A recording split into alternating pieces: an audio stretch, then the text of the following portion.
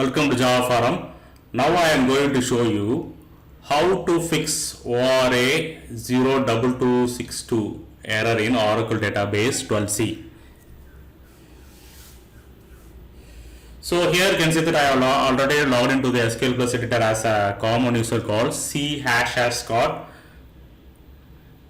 So I am going to create one table, create table person3. So name varchar 2,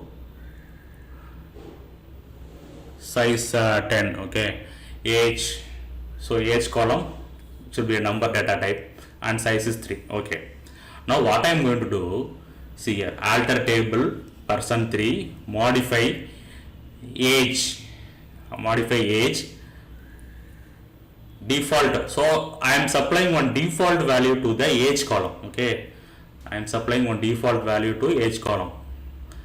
Okay, you can see that ORA-02262, ORA-904 occurs while type checking column default value expression, which means that, see, age is the numeric column, okay. So default value I mentioned a string. So default value I mentioned as string, which is the cause of ORA-02262 error, okay.